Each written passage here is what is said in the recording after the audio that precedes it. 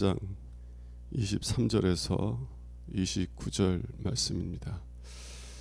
신명기 3장 23절에서 29절. 그때 내가 여호와께 간구하기를 주 여호와여, 주께서 주의 크심과 주의 권능을 주의 종에게 나타내시기를 시작하셨사오니 천지간에 어떤 신이 능히 주께서 행하신 일 곧 주의 큰 능력으로 행하신 일같이 행할 수 있으리까? 구하옵나니 나를 건너가게 하사 요단 저쪽에 있는 아름다운 땅, 아름다운 산과 레바논을 보게 하옵소서 하되, 여호와께서 너희 때문에 내게 진노하사 내 말을 듣지 아니하시고 내게 이르시기를 그만해도 족하니 이 일로 다시 내게 말하지 말라. 너는 비스가 산 꼭대기에 올라가서 눈을 들어 동서남북을 바라고 내 눈으로 그 땅을 바라보라. 너는 이 요단을 건너지 못할 것임이니라. 너는 여호수아에게 명령하고 그를 담대하게 하며 그를 강하게 하라. 그는 이 백성을 거느리고 건너가서 내가 볼 땅을 그들의 기업으로 얻게 하리라 하셨느니라. 그때 우리가 벳볼 맞은편 골짜기에 거주하였느니라. 아멘. 오늘 말씀은 모세가 하나님께 간절히 간구하여서 하나님, 저로 하여금 이 요단강을 건너서 요단강 서편에 있는 하나님께서 아브라함과 이삭과 야곱에게 약속하셨던 그 젖과 꿀이 흐르는 땅을 보게 하옵소서.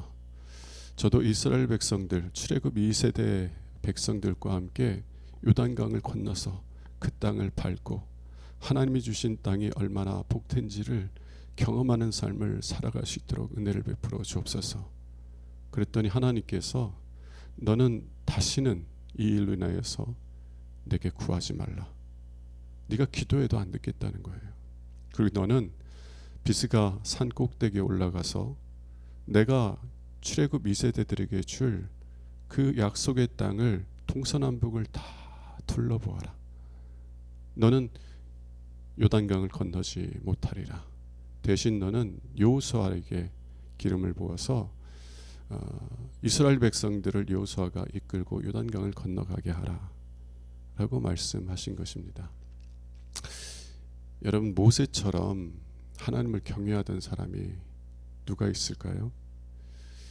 이 모세는 이 땅에서 가장 온유한 사람이다. 하나님을 신뢰하며 겸손히 하나님과 동행했던 믿음의 사람이었습니다. 근데 그가 그렇게 간절히 하나님께 기도했는데, 하나님, 저로 하여금 이 요단강을 건너 약속의 땅을 밟게 하옵소서. 간절히 구했는데 왜 하나님은 그의 기도를 듣지 않으시고 오히려 다시는 너는 내게 구하지 말라 말씀하시고, 너는 단지 비스가 산 꼭대기에 올라가서 내가 이스라엘 백성들에게 줄 땅이 얼마나 아름다운지 둘러보라. 너는 요단을 건너지 못하리라. 왜 이 하나님의 사람, 믿음의 사람 모세가 하나님께 간절히 간구했음에도 불구하고 하나님은 그 모세의 기도에 응답하지 않으시고 너는 요단을 건너지 못하리라, 요단 동쪽에서 너는 죽으리라 말씀하셨을까요?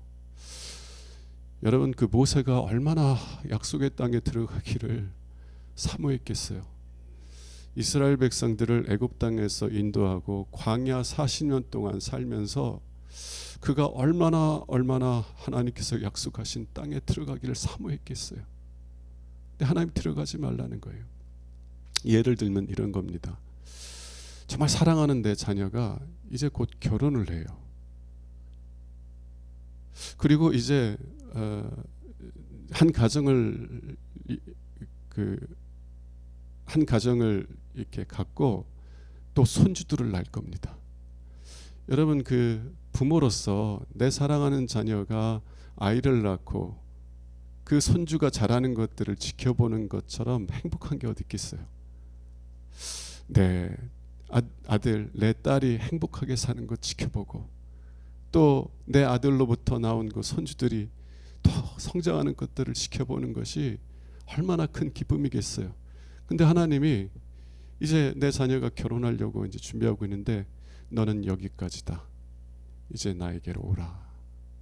라고 한다면 내 자녀가 시집가고 장가가는 것을 앞두고 또 내 손주들을 보고 싶은 그런 사모함에서 하나님께 얼마나 간절히 간구하겠어요. 하나님, 저 조금만 있다 데려가시면 안 되겠어요. 하나님, 제 자녀가 결혼하는 것 좀 봤으면 좋겠고요. 하나님, 제 자녀가 사랑하는 자녀가 낳은 손주 제가 좀 돌보아주는 그 기쁨을 누리고 싶습니다. 얼마나 간절하게 기도하겠어요. 근데 하나님이 너는 다시는 내게 구하지 말라. 너는 여기까지니까 이젠 너는 나에게로 오라. 아마 그런 것 같았을 것 같아요. 모세의 마음이 40년 동안 광야 가운데서 이스라엘 백성들을 인도하고 다니면서 하나님이 약속하신 땅을 밟아보는 것이 얼마나 그에게 간절한 마음의 소원이었겠어요. 그런데 왜 하나님은 그 모세의 간절한 기도를 들으지 않으시고 오히려 너는 다시는 나에게 구하지 말라 라고 말씀하신 걸까요? 너는 요단을 건너지 못하고 이 요단 동쪽에서 죽으리라 말씀을 하신 것일까요? 저는 오늘 두 가지 이유를, 여러 가지 이유가 있겠지만 두 가지 이유를 살펴보려고 합니다. 첫 번째는 모세가 하나님의 거룩함을 나타내지 않았기 때문에 그래요. 하나님의 거룩함을 나타내지 않은 것이 큰 죄인 것을 우리가 깨닫는 은혜가 있기를 원합니다. 민수기 20장에 가보면 이제 모세가 이스라엘 백성들을 이끌고 가데스에 이제 도착하게 됩니다. 가데스는 어떤 곳이에요? 38년 전에 이스라엘 백성들이 하나님을 원망하며 왜 우리를 이곳으로 인도하여서 이 약속의 땅으로 인도하여서 우리가 다 칼에 쓰러지게 만드는가? 성벽은 높고 견고하고 거인족들이 지키고 있는 이 땅으로 인도하여서 우리로 하여금 칼로 쓰러지게 만드는도다. 저들과 전쟁을 하면 필히 우리의 가족이, 우리의 자녀들이 사로잡히리니 애굽으로 다시 돌아가자. 그러면서 하나님을 원망했던 곳이에요. 그리고 그렇게 하나님을 신뢰하지 아니하고 하나님을 원망했을 때 하나님께서 너희들은, 하나님께서 맹세하며 말씀하시길 너희들은 이 약속의 땅에 들어가지 못하리라. 다시 광야로 돌아가라. 그리고 38년 동안이나 이렇게 배회했어요. 그리고 그 38년이 이제 거의 끝나갈 즈음에 이제 이 모세가 이스라엘 백성들을 이끌고 다시 가데스로 오게 된 거죠. 근데 가데스에 딱 왔더니 이스라엘 백성들이 마실 물이 없는 거예요. 광야에 물이 어디 있어요. 그러니까 목이 타가지고 또 모세와 아론을 원망하기 시작합니다. 왜 우리를 이곳을 인도해서 죽게 만드는가? 왜 우리를 애굽에서 인도하여 이 광야로 인도하여서 우리로 죽게 만드는가? 막 원망합니다. 여러분 참 38년이 지났는데 하나도 안 변했어요. 그죠? 참 대단합니다. 그걸 뭐라 그러지? 하나도 안 변하고 초지일관이라고 그러죠? 아주 초지일관 불신앙 가운데 살아가는 이스라엘 백성들이에요. 그래서 모세와 아론이 하나님의 회막, 하나님의 성전에 나가서 천막에 나가서 하나님께 엎드려 기도합니다. 그랬더니 하나님께서 하나님 영광이 나타나셔서 뭐라고 하냐면 모세 너는 나의 지팡이를 들고 이스라엘 백성들을 모은 다음에 반석에게 명령하여 물을 내라 말씀하셨어요. 그랬더니 모세가 지팡이를 들고 또 백성들을 다 반석 위에 이렇게 모읍니다. 그런데 이 모세가 하나님을 신뢰하지 못하고 뭐라고 하냐면 하나님은 반석에게 명하여 물을 내라고 했는데 모세가 어떻게 말했냐면 반역하는 너희여 들으라. 반역하는 너희여 들으라. 우리가 너희를 위하여서 이 반석에서 물을 내랴. 그러면서 하나님의 지팡이, 그냥 명령만 하라고 그랬는데 그 지팡이로 반석을 두 번 땅 때려요. 그랬더니 그 반석이 쪼개지면서 그 반석에서 생수가 막 터져 나오는 겁니다. 그래서 백성들이 그 생수로 인하여서 목마름을 채웠어요. 근데 하나님이 그 뒤에 뭐라고 하냐면 모세와 아론에게 너희가 나를 믿지 아니하고 내 말을 믿지 않았다는 거예요. 나를 신뢰하지 않았다는 거예요. 나를 믿지 아니하고 내 거룩함을 나타내지 아니하였으므로 너희는 요단강을 건너지 못하리라. 무엇 때문에 하나님께서 모세와 아론이 요단강을 건너 약속의 땅에 들어가지 못하게 하신 거예요? 그들이 하나님을 믿지 아니하고 하나님의 거룩함을 나타내지 아니하였기 때문이다라는 것입니다. 여러분, 거룩하다는 게 무슨 뜻입니까? 거룩하다는 단어의 히브리 단어의 어근을 보면 이게 분리되었다라는 그런 뜻입니다. 이제 그 그리스도인들을 성도라고 하잖아요. 영어로 하면 saint, 거룩한 자라는 뜻입니다. 거룩한 자인데 여러분, 우리가 실제로 거룩한가요? 하나님 기준에서 우리가 거룩한 자인가요?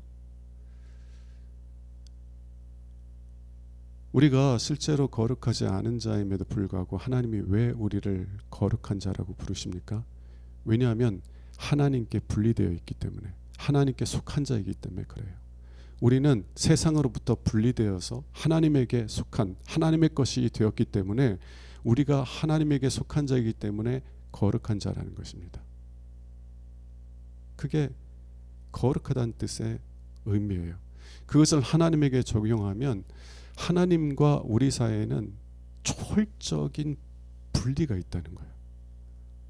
창조주와 피조물 간에 그 간격을 좁힐 수 없는 그 깊이, 그 높이, 마치 땅이 하늘이 땅에서 정말 높은 것처럼 하나님은 우리와 초월적으로 분리되어 계신 분이다라는 뜻입니다.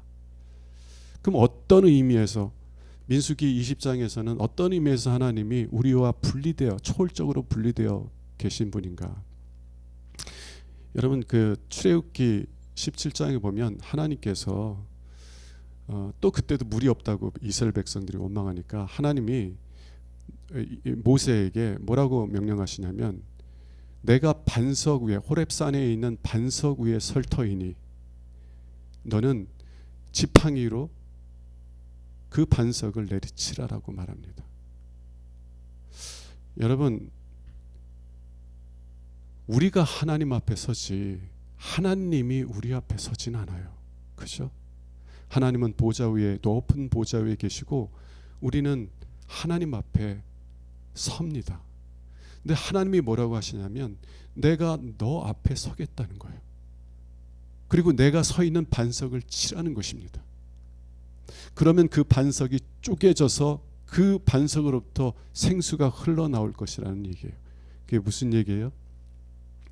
고린도전서 10장 4절에 보면 사도 바울이 그 사건을 이렇게 해석해요. 이스라엘 백성들이 광야길로 행할 때 그들 반석이 그들을 따라다녔다고 말합니다. 반석이 그들을 따라다녔다는 거예요. 그리고 그 반석이 누구냐면 곧 그리스도다. 그리스도. 하나님께서요, 반석을 내리치라고 하는 것은 반석을 심판하시겠다는 거예요. 그래서 그가 깨어지게 만드시겠다는 거예요. 그리고 그의 깨어짐을 통해서 생수가 흘러나올 것이라고 말씀하시는 겁니다. 우리가 예배 때마다, 예배 시작할 때마다 제가 요한복음 7장 말씀 늘 같이 암송하잖아요. 누구든지 목마르거든 내게로 와서 마시라. 나를 믿는 자는 성경에 이른 것 같이 그 배에서, 그 중심에서 생수의 강이 흘러나오리라 말씀하셨어요. 그리고 사도 요한이 그 예수님 말씀을 이렇게 해석합니다. 그 예수님이 말씀하시는 생수의 강은 믿는 자들이 받을 성령을 가리킵니다. 여러분, 예수님께서 우리를 대신하여 하나님의 심판을 받으세요. 그리고 십자가에서 깨어지십니다. 그 예수님의 죽으심을 통해서 우리가 죄 용서함을 받고 하나님과 화목하게 되는 길이 열리게 된 거예요. 이제 하나님과 화목하게 되니까 하나님께서 하나님의 영을 믿는 자들에게 다 부어주시는 겁니다. 예수의 죽음을 통해서 성령이 우리에게 임하시는 거예요. 그리고 성령이 임하실 때 그 성령께서는 우리의 영혼의 목마름을 채워주시는 분이에요. 어느 곳에서도 우리의 영혼의 목마름을 채울 수 없었지만 주의 영, 성령, 예수의 영이 우리에게 임하시면 그 영께서 우리의 영혼의 목마름, 우리의 영혼의 배고픔을 채워주시고 만족하게 해주신다는 겁니다. 출애굽기 17장에서 하나님께서 반석 위에 설 터이니 너는 그 반석을 내리치라 그러면 물이 나오리라 라고 말한 것은 하나님께서 독생자를 내어주어서 우리를 대신하여 하나님의 심판에 독생자를 내어주셔서 그의 죽음을 통해서 우리의 죄를 씻어주시고 우리와 화목하시고 우리와의 화목을 이루시고 그리고 우리에게 하나님의 영, 성령, 예수 그리스도의 영을 부어주셔서 우리의 영혼이 참된 만족을 얻게 하시려고 하는 것을 가리키는 이야기들이에요. 자, 하나님의 거룩하심에 대해서 다시 생각해 봅시다. 하나님은 우리와 초월적으로 분리되어 있다라고 했는데요. 자, 이때는 어떤 때예요? 이스라엘 백성들이 하나님을 원망하던 때예요. 하나님께서 그들을 애굽에서 건져주시고 하늘로부터 만나를 내려주시고 메추라기를 내려주시고 그들을 사랑으로 돌보시고 이끄셨지만 마치 이 아버지가 자녀를 안고 가는 것처럼 그들을 안고 출애굽길과 광야길을 가셨지만 이스라엘 백성들은 틈만 나면 조금만 어려움만 나오면 다 하나님을 원망하고 왜 우리를 애굽에서 이끌어내요 이런 고생을 하게 해놨냐고 하나님을 원망하고 애굽으로 돌아가서 한두 번이 하시고도 여러분 누가 그렇게 여러분들을 원망하고 여러분들 멸시하면 어떤 마음이 들어요? 이젠 안 봐. 아무리 성품이 좋은 사람도 이제는 못하겠다. 아마 그럴 거예요. 내 자식일지라도요. 자식이 그냥 한두 번이 아니라 지속적으로 그냥 대들고 부모를 멸시하면 이젠 넌 내 자식 아니야. 그런 게 우리 마음 아니에요? 근데 하나님은 어떻게 하셨어요? 당신의 아들을 우리를 대신하여 십자가의 저주에 내어주심으로 우리의 죄를 씻어주시고 우리와 화목을 이루시고 하나님의 영을 부어주신 거예요. 하나님의 영을 부어주셨다는 것은 당신을 내어주신 거예요. 하나님께서 나의 하나님이 되어주시고 내가 하나님의 백성, 하나님의 자녀로서 살아가는 복을 누리게 하셨다는 것입니다. 이게 하나님의 거룩하심이에요. 우리가 책략할 수 없는, 이해할 수 없는 그런 사랑이에요. 로마서 5장 8절에서는 이 하나님의 초월적인 사랑에 대해서 이렇게 표현합니다. 우리가 아직 죄인 되었을 때 그리스도께서 우리를 위하여 죽으심으로 하나님께서는 우리에 대한 자기의 사랑을 확증하셨느니라. 하나님이 언제 우리를 사랑하셨어요?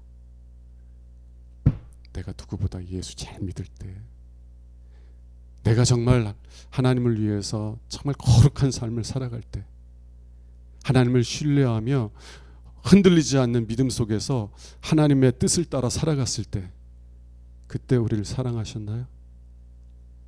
만일 하나님이 그때 사랑하셨다면 저를 포함해서 여기 하나님께 사랑받을 사람 아무도 없어. 아무도 없어요.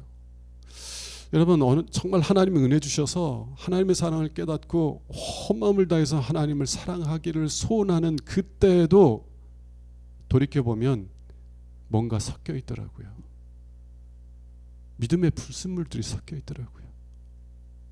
나는 순전한 마음으로 하나님을 사랑한다고 했는데 돌이켜보면 아직도 많은 불순물들이 내 믿음에 섞여 있더라고요. 언제나 우리가 예수님처럼 순전한 마음으로 아버지를 사랑할 수 있겠어요? 만일 하나님께서 우리를 그렇게 우리가 그렇기 때문에 사랑하신다면 하나님께 사랑받을 수 있는 사람은 아무도 없다고요. 근데 하나님이 언제 우리를 사랑하셨어요? 우리가 하나님을 멸시할 때, 이스라엘 백성들처럼 하나님을 신뢰하지 못하고 끊임없이 하나님을 원망하고 살아갈 때, 하나님을 멸시하며 살아갈 때, 그때 하나님은 독생자를 우리를 대신하여 내어주어서 우리의 죄를 깨끗이 씻어주시고 우리와 화목을 이루시고, 그리고 우리에게 하나님의 영, 아버지의 영, 그리스도의 영을 부어주셔서 하나님이 우리와 함께 하시고 우리의 영혼을 만족하게 해주시고 있는 줄로 믿습니다. 이게 하나님의 거룩하신 사랑이에요. 거룩하신 사랑. 자, 그런데 이 모세는 이 하나님의 사랑을, 이 거룩하신 사랑을 이스라엘 백성들에게 보여주는 역할이거든요. 근데 모세가 어떻게 했어요? 반역하는 너희여 들으라. 우리가 너희를 위하여 이 반석에서 물을 내랴. 그 물을 내시는 분은 누구예요? 하나님이세요. 이스라엘 백성들이 정말 하나님을 원망하고 있지만, 그러나 그들에게 긍휼과 은혜를 베푸셔서 그들에게 생수를 내어주시는 분이신 거예요. 하나님이. 근데 모세는 누가 너희를 위하여 반석에서 물을 내? 우리가. 왜 그런 일을 하게 되었을까요? 저는 이해는 좀 돼. 이 모세는 이 땅에서 정말 가장 온유한 자라고 그랬어요. 뭐라고 그래도 화도 안 내. 오히려 그냥 그들 불쌍히 여기면서 기도하고, 백성들이 막 자기를 대적하고 돌로 치려고 그래도 백성들을 피해가지고 회막에 가가지고 하나님께 엎드려 기도하는 사람이에요. 근데 그것도 1, 2년이어야지 40년 동안 40년 동안 조금만 어려움만 있으면 그냥 원망하고 막 돌로 치려고 하고, 그냥 우리는 너 필요 없으니까 따로 이 지휘관을 세워서 막 애굽으로 돌아가겠다고 하고. 여러분, 그런 마음이 들면 어떤 마음이 들어요? 내가 누군데 이런 마음이 안 들까요? 저는 때때로 이제 사람들 만나면서 그런 분들이 있더라고요. 제가 이제 신학생 때인데, 대학생 때, 이 24시간 그 음식 가게를 하는 분이 계셨어요. 그래서 저는 이제 신학생은 배가 고프니까 밤 한 10시, 11시 되면 배고프면 그 가게에 가서, 음식 가게에서 밥을 먹는데, 같이 밥을 먹고 있던 어떤 신학생이 그 아주머니에게, 아니 아주머니는 피곤하지도 않냐고, 365일 이렇게 밤새도록 그 가게를 하면 힘들어서 어떡하냐고 그랬더니, 그 아주머니가 했던 말이 뭐냐면, 나는 돈에 원수 진 사람이야. 나는 돈에 원수 졌어. 돈 때문에 멸시 한번 받아보세요. 아, 돈 없으니까 나를 이렇게 멸시해? 나를 이렇게 무시해? 그래? 내가 어떻게든지 너보다 돈 많이 벌어서 너를 멸시해 주겠다. 내가 어떤 사람인데. 여러분, 돈 때문에 사람들에게 멸시받으면요, 돈에 원수져요. 어떻게든지 돈 많이 벌어가지고 내가 그런 사람이 아니라는 걸 보여주고 싶은 거예요. 또 어떤 분은 그 학업 컴플렉스가 있으시더라고. 학업 컴플렉스. 요즘도 그래요. 요즘도 그런데 저희 어머니 때에는 그 뭐 초등학교도 못 나왔다고 그러면 정말 멸시 당하고 그랬었어요. 뭐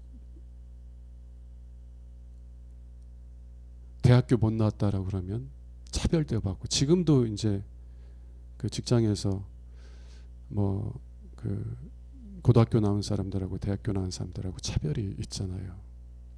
그런 게 심해요. 근데 그런 환경에서 내가 고등학교밖에 못 나왔는데 차별 대우 받아봐요. 멸시 받아봐요. 그럼 어떻게 해요? 나는 공부에 원수쳤어. 진짜 그래서 내 자녀들이 공부하는 걸 원하지 않아도 니들이 공부 안 해가지고 대학 못 가면 얼마나 멸시받는 걸 몰라서 그래. 그러면서 공부하기 싫다는 자녀를 그냥 공부시키고 그냥 그렇게 돼요. 모세가 왜 반역하는 너희여 들으라. 우리가 너희를 위하여 이 반석에서 물을 내랴. 니들이 나를 40년 동안이나 이렇게 멸시해? 참는 것도 한두 번이지. 참는 것도 1, 2년이지. 너희들이 내가 누군지 알아? 내가 누군지 알아? 한번 보여줘? 아마 그런 막 화딱지가 났던 것 같아요. 그래서 그래, 보여주마. 우리가 너희를 위하여서 물을 내줄게. 그리고 그냥 화가 나가지고 하나님의 지팡이로 반석을 2번 때려가지고 물을 내게 해준 거예요. 여러분, 이 모세가 자기가 누군지를 드러냈어요. 그럼 백성들은 그 물을 내준 사람이 누구라고 생각해요? 모세지. 모세지. 모세를 바라보고요, 모세를 통해서 은혜를 준 하나님은 바라보지 못하게 만들어요. 지도자가 아무리 위대할지라도 그 지도자는 백성들과 함께 죽는 거예요. 사라지는 거예요. 오직 하나님에게만 영원한 생명이 있는 줄로 믿습니다. 정말 두려운 거는요, 때때로 목사님들이 하나님의 영광을, 하나님의 거룩하심을 나타내야 되는데 내가 능력이 있고 그래서 자꾸 자기를 나타내려고 하는 때가 있어요. 그러면은요, 성도들은요, 누구를 바라봐요? 목사만 바라봐. 어떤 사람은 목사님 통해서 하나님 바라본다는데 난 그런 사람들 많이 못 봤어요. 여러분, 우리나라에 왜 이단들이 이렇게 많아요? 뭐 문선명, 박태선, 요즘 또 정명석, 또 신천지에 또 이만희, 또 저기 감옥에서 뭐 있다가 죽은 분 누구야? 그 만민교회 이재로 등등. 뭐 그분들 말고도 많이 있어요.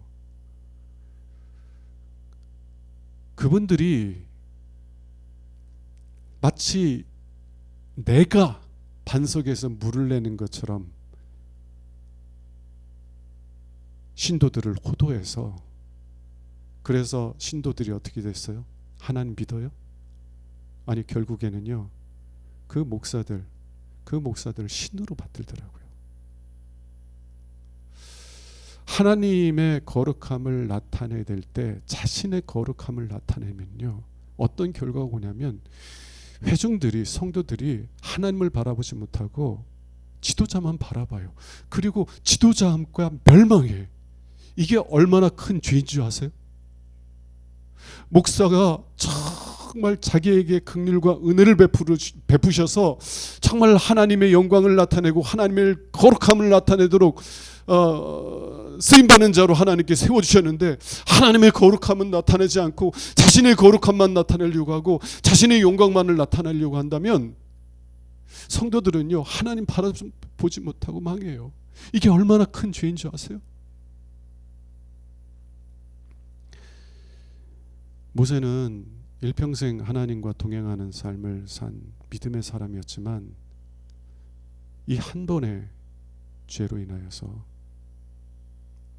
요단강 땅에 들어가지 못해요. 요단강을 건너지 못해요. 우리는 야 하나님 너무하다. 40년 동안이나 신실하게 하나님께 충성했는데 한 번 실수했다고 한 번 잘못했다고 요단강에 못 들어가게 하시나? 네, 여러분 하나님의 거룩하심을 나타내지 않고 오히려 자신의 거룩함을 나타내려고 하는 것이 얼마나 심각한 문제고 얼마나 심각한 죄인지 여러분 이해하세요? 그러면 하나님께서 왜 모세로 하여금 요단강을 건너지 못하게 하시는지를 이해하게 될 것입니다. 여러분 우리는 왜 하나님께서 우리에게 긍휼과 은혜를 베푸셨어요?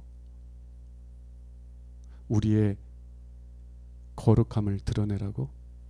우리의 영광을 나타내라고? 다른 사람들보다 우리가 거룩한 사람이고 다른 사람들보다 우리가 신실한 사람이어서 우리 밑에 있는 사람들은 가고는 종자가 다른 사람이 그것을 드러내고 자랑하며 살라고? 아니요. 나 같은 죄인에게 긍휼과 은혜를 베풀어 주신 하나님을 드러내라고. 나 같은 죄인을 위하여서 독생자를 내어주신 아버지의 그 거룩함을 나타내라고 우리를 부르신 거예요. 저는 처음에 하나님께서 저를 목사로 부르셨을 때 원하지도 않았어요. 정말 어떻게 하면 이 목회 이 길에서 좀 벗어날까? 요나처럼 도망가려고만 했어요. 그러다 군대에서 하나님이 나를 만나 주셨을 때 그때도 왜 하나님이 저 같은 사람을 저 같은 죄인을 부르셨는지 이해를 할 수 없었어요. 근데 하나님을 알아가면서 깨닫게 되는 게 뭐냐면 하나님이 저 같은 죄인 지금도 허물 많은 사람이에요. 사람 앞에서가 아니라 하나님 앞에 서면 너무 죄송한 것이 많은 사람이에요. 하나님을 하나님으로 온전히 사랑하지 못하는 죄인이에요. 근데 왜 하나님이 저를 목사로 세우셨어요? 제가 남들보다 더 신실해서? 아니요.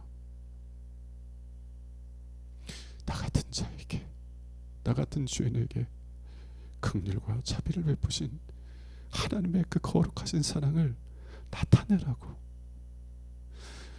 그랬는데 만약에 제가 제 자신의 거룩함, 제 자신의 영광을 나타내어서 하나님의 거룩하심, 하나님의 영광을 가로막는다면 화 있을지어다. 왜냐하면 성도들로 하여금 하나님을 바라보지 못하게 가로막고 있는 것이니까. 이게 얼마나 큰 죄인지 몰라요. 우리는 두려워해야 됩니다. 때때로 교회에서 이렇게 보면 하나님을 위해서 일한다고 하면서 사실은 자기의 영광을 위해서 일하시는 분들이 많아요.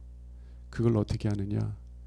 남들이 자기가 한 거 알아주지 못하면 분노하는 분들이 계세요.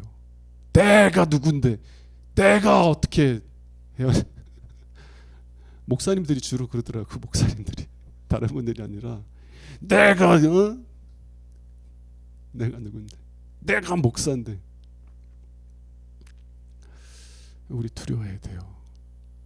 우리의 영광을 나타내는 것이 아니라 우리는 하나님의 거룩하심, 하나님의 영광을 나타내도록 부르심을 받은 자들인 줄로 믿습니다. 두 번째 이유를 살펴보면은요, 왜 하나님께서 모세에게 요단강을 건너지 못하게 하시는가? 두 번째는 엄하신 하나님의 사랑 때문입니다. 엄하신 하나님의 사랑이에요. 여러분, 우리가 하나님의 사랑하면 할아버지의 사랑을 자꾸 생각해요. 할아버지들은 손주가 이쁘니까 뭘 해도 오냐 해요. 할아버지들은 손주들 안 혼내.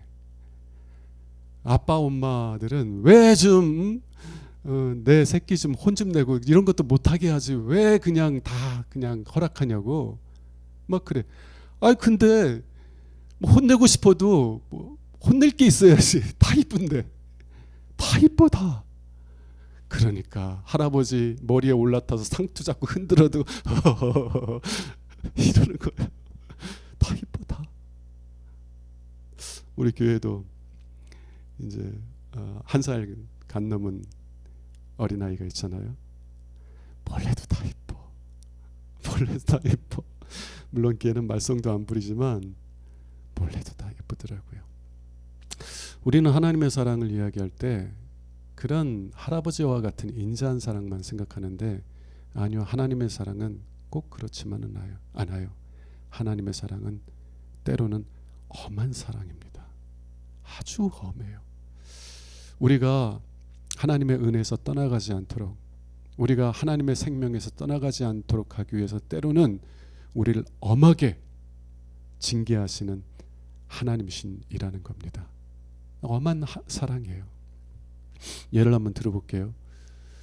고린도 후서 12장에서 고린도 후서 12장 아마 8절인가 7절인가 고린도 후서 12장에서 사도 바울이 이렇게 이야기합니다. 여러 계시를 받은 것이 지극히 크므로 여러 계시를 받은 것이 지극히 크다는 거예요. 차마 사람에게 말할 수 없는 비밀들을 들었다는 거예요. 그러면서 자기가 갔다고는 얘기는 못하고 누군가 어떤 사람이 3층전까지 갔다 왔다고 그래요. 셋째 하늘. 하늘이 있는데 첫째 하늘, 둘째 하늘, 셋째 하늘. 하나님이 계시는 셋째 하늘이 있다는 겁니다. 거기 가서 말할 수 없는 그 비밀을 들었다는 거예요. 그러니까 자기가 받은 계시가 너무 크다는 거예요. 그런데 하나님이 그 큰 계시를 받은 것 때문에 이 바울이 자만하지 않도록 하기 위해서, 다른 사람과 비교해서 자기를 스스로 높이지 않도록 하기 위해서 하나님이 어떤 일을 하셨냐면 바울의 몸에 가시, 곧 사탄의 사자를 주셨다는 겁니다. 육체의 가시, 곧 사탄의 사자를 주셨다는 거예요. 이 육체의 가시라고 할 때 우리가 생각할 때는 이런 장미꽃에 있는 가시 정도, 찔리면 아파 이 정도 가시를 생각하는데 헬라에서 말하는 그 가시는 그 꼬챙이에요. 꼬챙이. 뭐 이 정도 되는 꼬챙이. 손가락, 새끼손가락 굵기의 긴 꼬챙이인데 그 꼬챙이를 푹 찌른다고 생각해 보세요. 그 고통이 얼마나 큰가. 이 바울이 겪었던 육체의 질병이 무엇인지는 바울이 얘기하지 않으니까 잘 몰라요. 그런데 매우 고통스러웠다. 그리고 매우 고통스러워서 선교 사역을 감당하는데 많은 지장이 있었다. 정도는 우리가 이해할 수 있을 것 같아요. 그래서 이 사도 바울은 모세처럼 하나님께 간절히 기도하는데, 모세는 한 번 기도했지만 사도 바울은 3번이나 간절히 기도했어요. 하나님, 이 육체의 가시를 걷어가 달라고. 근데 하나님이 걷어가지 않으셨어요.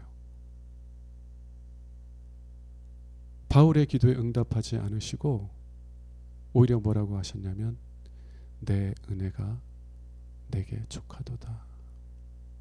이는 내 능력이 약한 데서 온전하여짐이니라.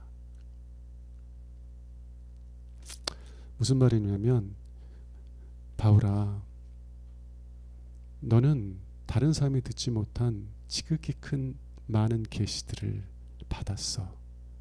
그것 때문에 네가 교만해질 수 있고, 그것 때문에 네가 스스로를 높일 수 있어. 네가 그렇게 되면 너는 그리스도에게서 끊어질 것이고, 그렇게 되면 너는 하나님의 생명에서 끊어질 것이다. 많은 사람들이 처음에는 하나님을 신뢰하는 것처럼 보였지만 나중에는 문선명처럼 되고 박태선처럼 되고 이재록처럼 되고 이런 것처럼 너도 잘못하면 그렇게 교만해지고 자만해져서 그리스도에게서 떠나고 하나님의 생명에서 떠날 수 있다. 나는 그런 거 너무 원하지 않는다. 그래서 너를 낮추길 원한다. 너를 겸손하게 하길 원한다. 네가 누리고 있는 모든 은혜, 네가 다른 사람보다 더 신실해서, 네가 다른 사람보다 더 열심히 있어서, 네가 다른 사람보다 더 잘나서가 아니라 네가 약하기 때문에, 네가 부족하기 때문에 너에게 임한 것이고 너를 통하여서 흘러나가는 것뿐이다라는 것을 네가 배우길 원한다는 거예요.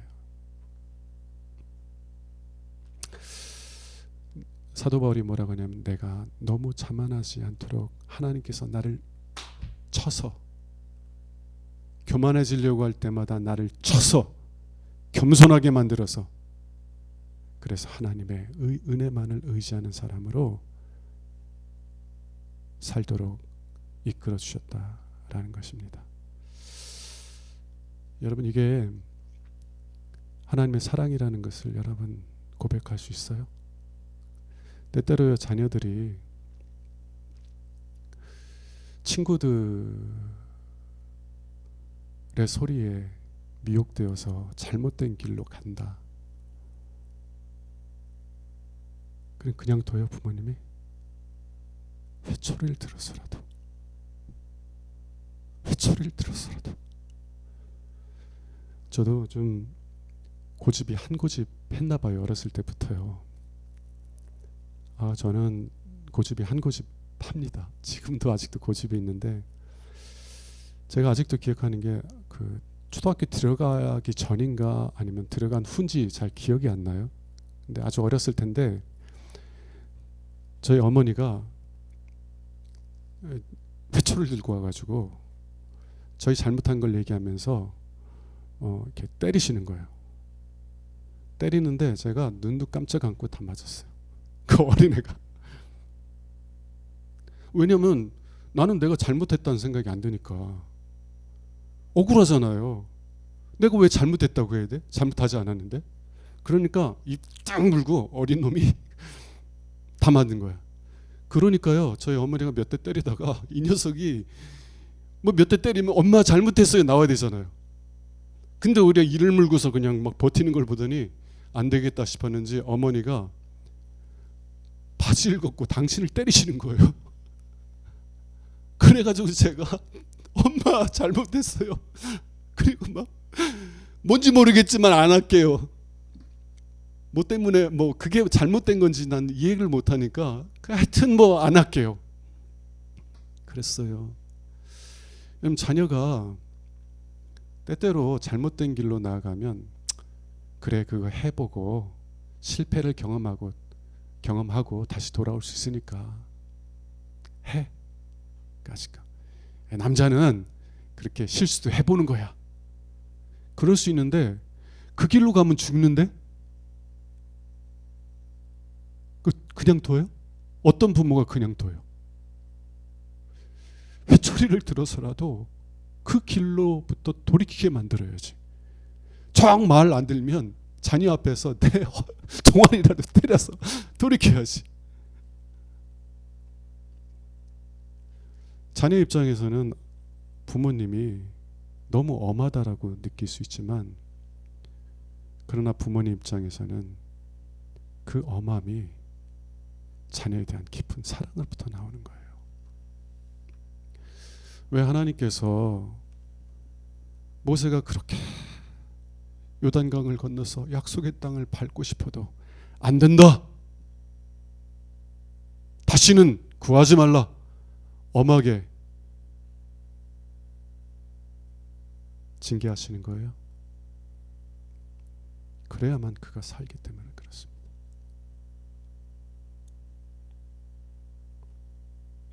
그래야만 그가 교만하지 아니하고 겸손히 하나님과 동행하는 삶을 살 수 있기 때문에 그래요. 여러분, 말씀을 정리할게요. 우리는 우리의 거룩함을 드러내는 것이 아니라 하나님의 거룩하심을 드러내도록 부르심을 받았습니다. 때때로 우리가 그러한 삶을 살지 못할 때, 그래서 하나님의 생명으로부터 끊어지려고 할 때 하나님은 엄한 사랑으로 우리를 대하세요. 그러할 때 낙심하지 마시고 오히려 하나님이 정말 나를 이렇게까지 사랑하시는구나 고백하며 하나님을 찬송할 수 있는 은혜가 저와 여러분들이 있기를 주님의 이름으로 축원합니다. 우리 찬송가